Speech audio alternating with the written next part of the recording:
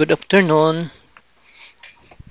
Ang inyo activity nga ipaobra ko sa inyo is maobra ka mo duha ka network bali tag tatlo-tatlo ka PC or laptop, isa ka switch, and then nakakonect ang duha ka switch sa router. So minauna na ko di nga daan nga isa ka network nakakonect sa switch. So tudlaan ta kamo kung paano ni maghimo para sundon yun no, sa Cisco Packet Tracer nga assign ko na nga daan sa inyo. So ang himuon ta, duplicate ta ang pareho sining nga network with different IP addresses kag i-connect ta siya sa router karon. So kung tanawon nyo ang Cisco Packet Tracer amo ni iya environment, then ari ta di sa logical subong window, and then damo ta dipilian no, sa network devices there is dalong. So makuha lang ta anay isa ka network switch.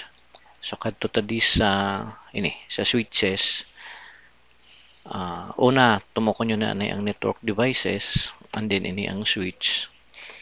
Ang pilion nyo pareho lang man siya no, 2960 ining first nga switch.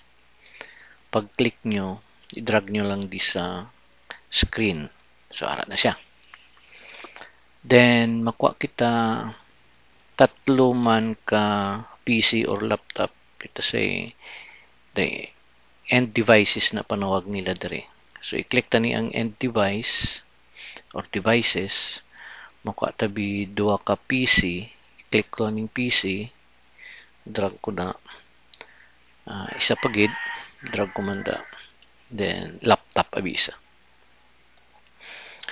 Now ini na configure ko na niya ang sa left nga network, may mga IP addresses ni siya, nabutangan ko na note. So i-configure ta ni subong ining sa right side. So himuon ta i-connect ta ni siya anay no, i-click nyo ni ang connection. So pag click damo ka dipilian. PC to switch, ang kuwaon ta lang ining copper straight through nga cable, click. Then kung i-drag mo ni siya, muning magwa yung cursor abi no, may connector kada. Itapat mo lang di siya sa either laptop or sa PC, dason i-click, magwa ni ining window, ipilion ta lang ang fast Ethernet 0. Pag click, so may ara na siya nga kuno daw rubber band nga connection. I-click ta di pakadto sa switch, click, and then pilion ta lang to ang fast Ethernet atong sa pinakababaw. 4 ni siya subong, kaya ang tatlo na gamit ko na sa piyak. So 4, kita nyo nanga-orange ni siya, that means nga gina-initialize pa ni sa aton nga software ang connection. Pagkakita nyo nga green ni karon busingon na establish niya na ang connection. So himuon ta na diri naman sa PC4 kag sa PC3, click ang straight through nga cable, copper cable. Click diri sa PC4, fast Ethernet 0, click sa switch, fast Ethernet 0/5. Are, nakita niya no, ang green, ang nag-green na siya, ang kaina nga orange. Subong ari naman ang bagong connection. The same sa PC3, click diri ang copper straight through, click sa PC3, fast Ethernet, then click man dito sa switch, fast Ethernet 0/6. Kailat datong talang nga mag-green na sila tanan. So may isa naman tadi ka network nga tatlo ka end devices, duha ka PC kag isa ka laptop. So nag-green naman di ang second naton nga connection, ari na lang isabilin. So pwede ta kakuha router, balik ta di sa network device, click ta ning router. Ang pilion ta kadto lang ta di sa 1841 no o 1841 nga router. Kita ko daw natistingan ko daw mo ni siya ang gagana no. Click, then dalon ta di siya sa babaw so may router na ta.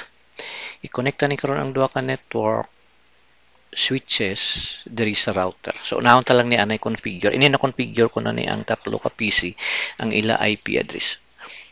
Notice nga ang PC0 may IP address nga 192.169.10.2. So ang network address diri is 192.169.10. Tanan sila 192.169.10. So ining dason ta or ang ikaduha ta nga network i-configure ta pareho lang 192.169 pero islan ko ni siya abi 20 na diya iya. Mutsingon ga pabalon siya nga lain naman ni siya nga network because ang iya nga network address is different. So butang ko abi 192.169.20. Click mo ni ang PC3, magwa ini nga window. Okay. Kadto ka di sa config. Pag click mo, diri ka kay fast Ethernet 0 to siya. Hindi man Bluetooth. I-click ta ni ang fast Ethernet 0. Configure ta to no, ang PC ta. Be sure nga naka-on ni siya di. Then sa static IP address, IPv4 lang, ang IPv6 pabayaan ta lang. Sa static, i-type ta lang di 192.192. Pwede ka mo kapili isang inyo yung IP address. 192.168, pwede man. So ako napili di 192.169. Kinagamit ko na to ang 10, himuon ko bini 20. 20 ma-start lang ko sa 2 man. 2.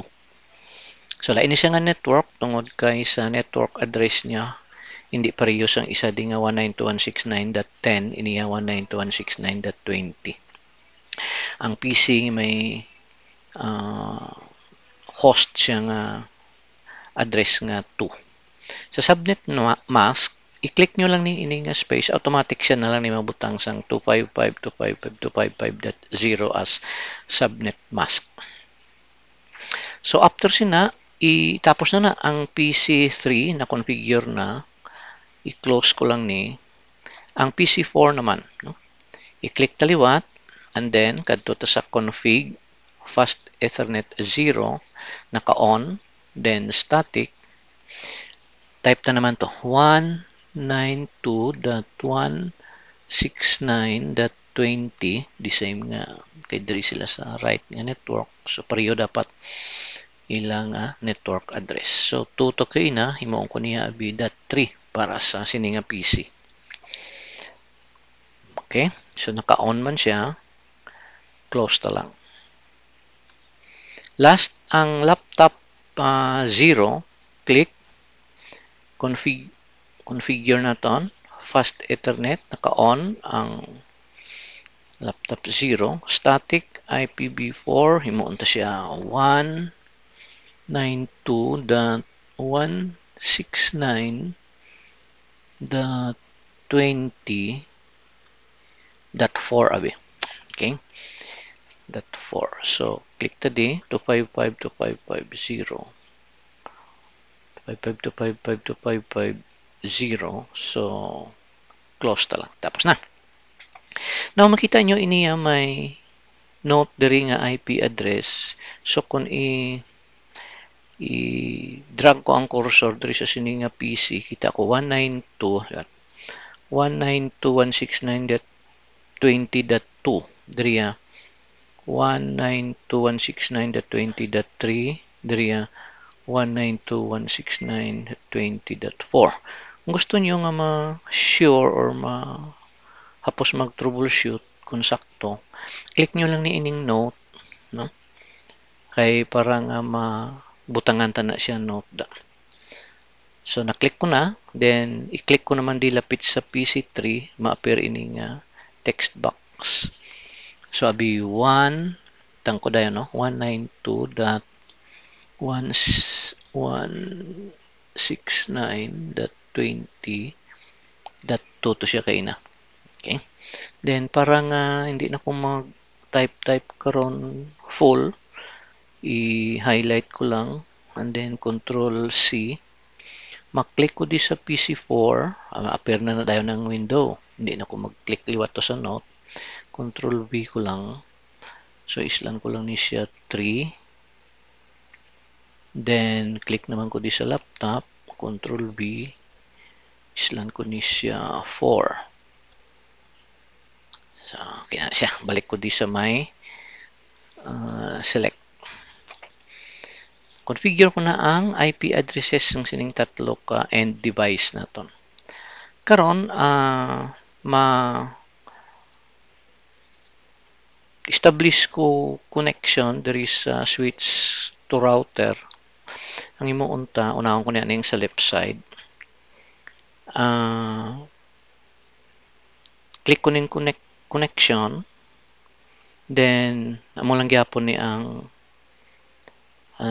copper straight through. Click. Then kung ibutang ko di sa switch kag i-click, pili lang ko din no, fast ethernet 0/4. Click ko lang na siya. Then sa router, click ko man. Drill lang ko mapili sa babaw. Fast ethernet 00. Okay. Pula naman siya, no? Then, connection, copper straight through sa switch, fast ethernet 7, and then 3, fast ethernet 01. Okay. So, remember nga ang aton router, dapat diri nga side, pareho ni siya network address. Dari naman nga side, pareho diri sa right side nga network address. So, configure ta ni siya. Fast ethernet 0 ni siya kaina. Then, 00, aniya. Fast ethernet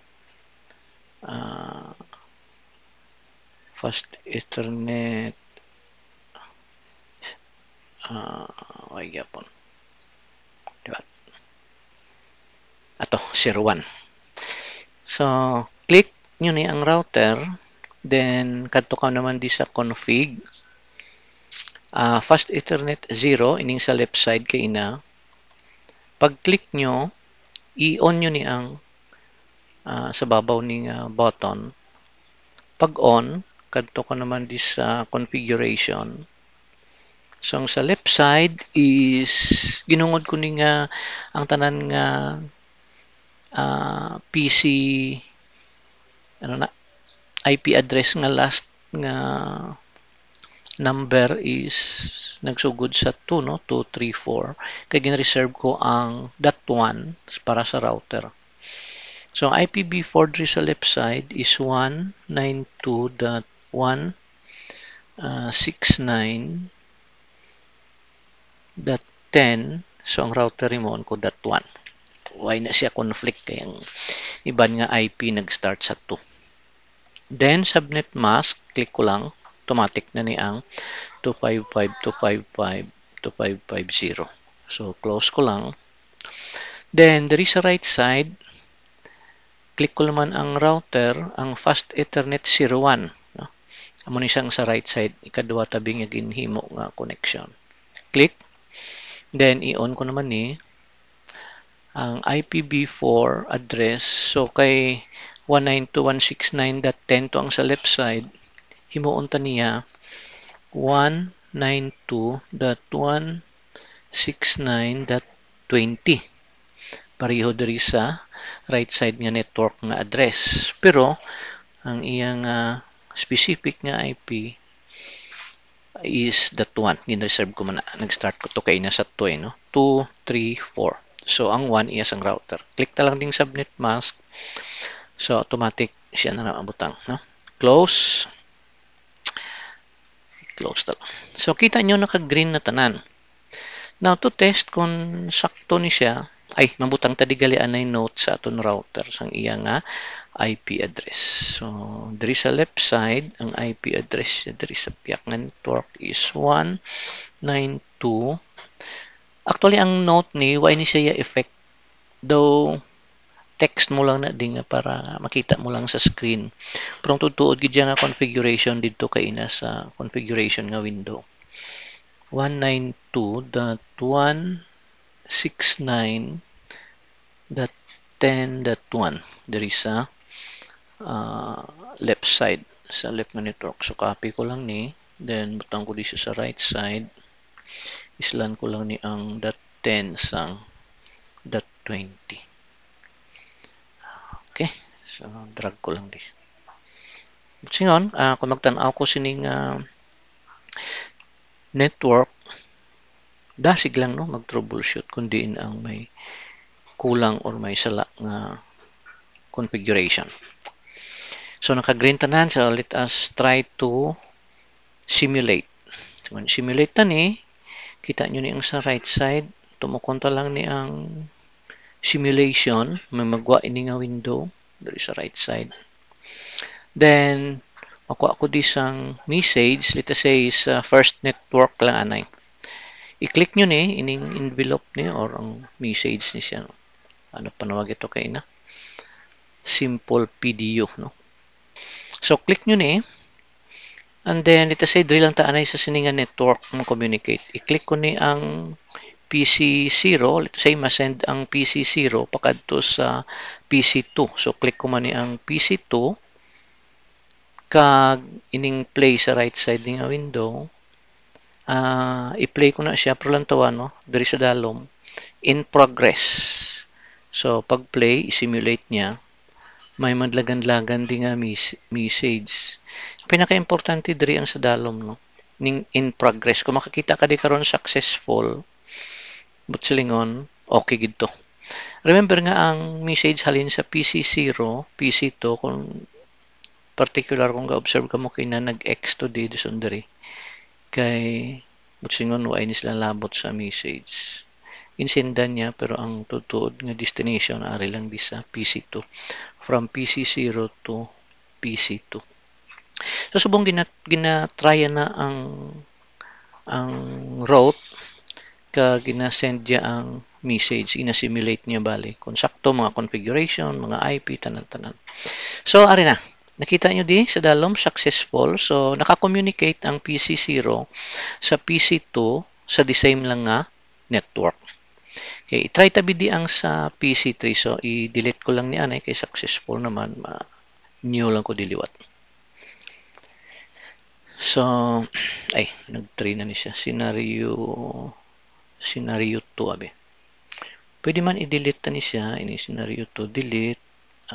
Scenario 3, delete. So, manyo ko para scenario 2. I-try tabi ang PC4 ma-communicate diri sa laptop 0. So, imuunta, kuhaan ko naman di ang PDU, butang ko di sa PC4, communicate siya sa laptop 0. Then, simulate, play. I-observe nyo kung ano katabo sa screen. So, ang way labot nag-X. So, sila ya wala.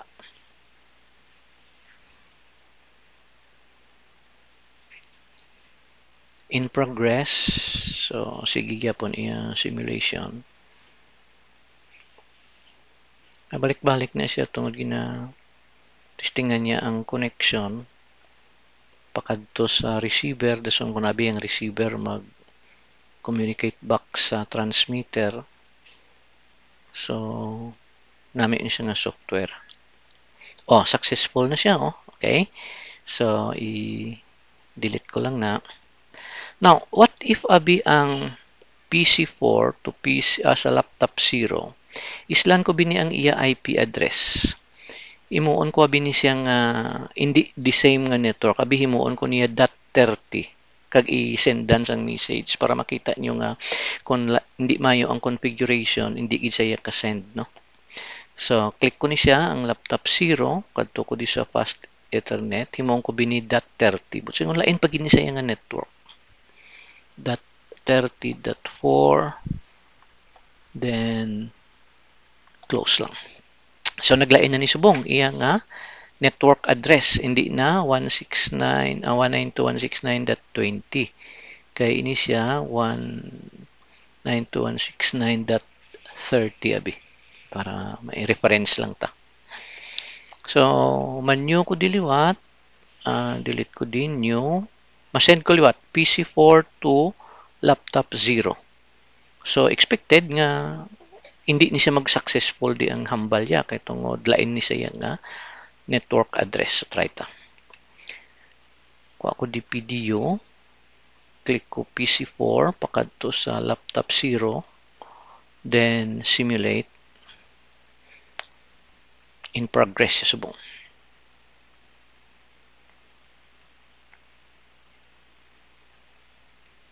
So, nakabutang niya diyo, PC4 to laptop 0. Failed. So, failed siya kay tungod lain gid ni siya nga network address.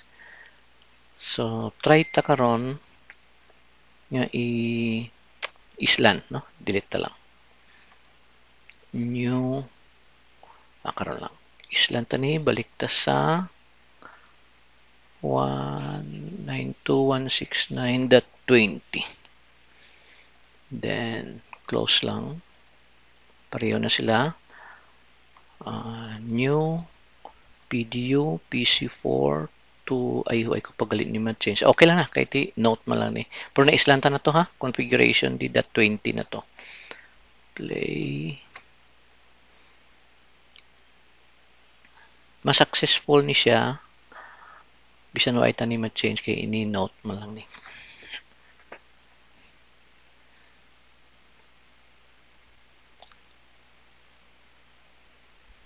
So, in progress siya gyapon, lat-lat lang ta.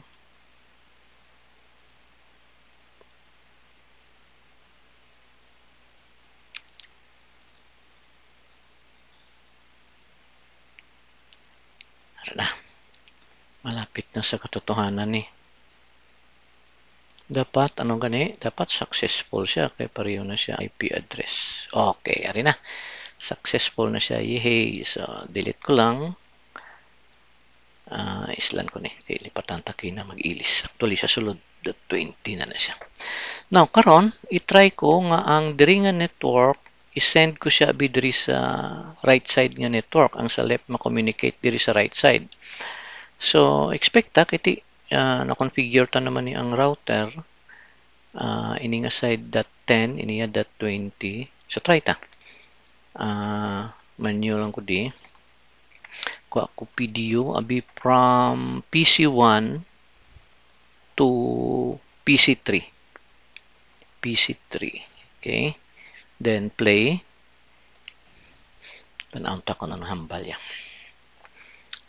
So, in progress siya subong. Remember, gasend kita message from one network to another network. From PC1 to ito, are. Kita mo man ang source PC1, ang destination are sa PC3. Nabutang niya di failed, no? So, i-check ta lang abiliwat. Configuration, router 0, fast ethernet 0, naka-on, 192.169.10, fast ethernet 0, 192.169.20. So, sakto man. So, close ta lang niliwat. Liwat. Kadto ta sa simulation, PDU from PC1 to PC3. Then, play. PC1 to PC3. Lain nga network. Failed siya gyapon. Hindi to siya gali kay na mag-work kay tungod wa ita ma-configure ang kasi PC kung ano ang iya nga default gateway. So, i-configure ta na ining PC0, ang default gateway niya is 192.169.10. So, click ta ni siya sa configure, ini siya butang tadi 192.169.10.1. Ini siya ang address ng aton router, no? IP address ng aton nga router. So, diri siya sa gateway IPv4. So, close ta lang. And then, ini naman, PC1, kadto dito sa config 192.169.10.1.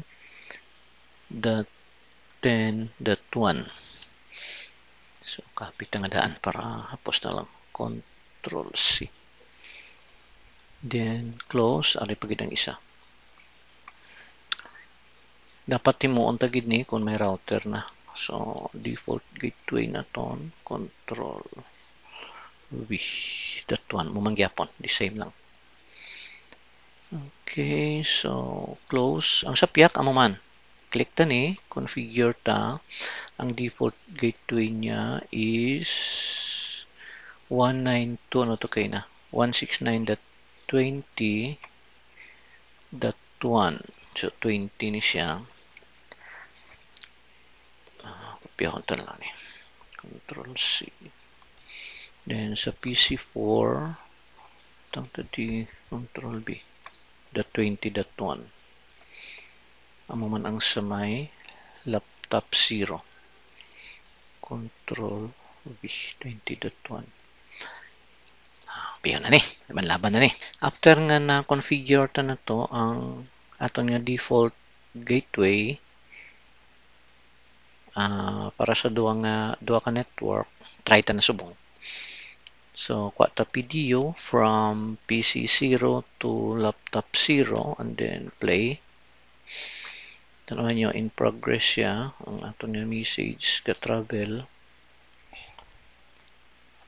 from PC0 to switch, switch to router, router to switch, there is a second network, then switch to laptop 0, then pabalik, laptop 0 to switch, switch to router sa right side yung network, and then router to switch, then pakadto sa PC0. So, successful. Okay, tanaw nyo di, successful ang aton nga communication. So, try ko abi ini ang PC4. Lainon ko ang iyang nga default gateway. Himoon ko bini .30. But silingon, lain pagid niya nga network. No? And then, sendan ko sang message from PC1 to PC4. Try ta. New from PC1 to PC4. Remember nga ang PC4 lain pagid nga network kay .30 ni siya kay na yan, no? In Islanta. Dari abi imbis nga 20 nag 30. So ay isa din na register sa aton router ang iyang default gateway na butang di is .30 hindi kay .20. So try ta lang. I-play ta. From PC1 to PC4. So subong nag-travel di pakadto sa switch, pakadto sa router. Then manaog di siya sa switch.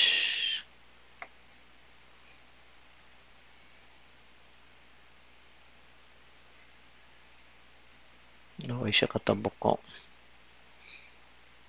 Siguro pamangkot to sa router. Ara da sa ikuan.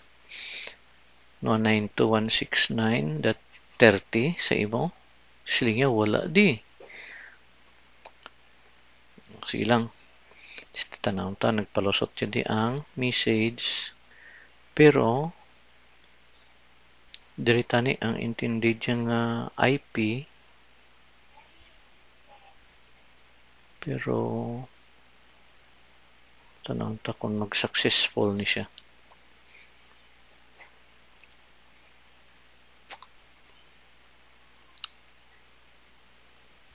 May kuha na di siya, oh. Do may pula na siya.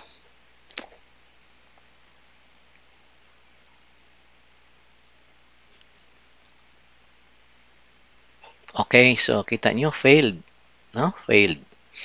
So, delete na lang. Islan ko ni siya. PC1 to PC4 to kay na. Islan ko balik 192.169.20 ang iya nga default gateway. So, close. PDU, PC1 to PC4.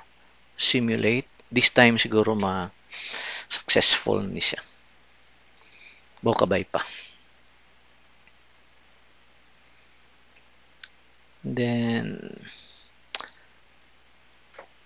in progress gapon.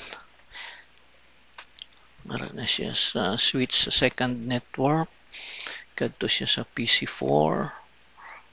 Mabalik siya. Acknowledgement. Kadto sa switch na from PC4. Travel ang message pakadto sa router. Then, kadto sa switch sa left nga network. Then, balik sa PC1. So, successful. Yay! Successful siya. So, okay na ni. No? Amo ni mo nyo para makapractice ka mo. Ubra ka mo sang 2 ka network. 3 abi, minimum 3 ka ka PC or laptop. And then 2 ka switches, kag 1 ka router. Configure nyo, kag i-try nyo simulate. Okay? Thank you very much.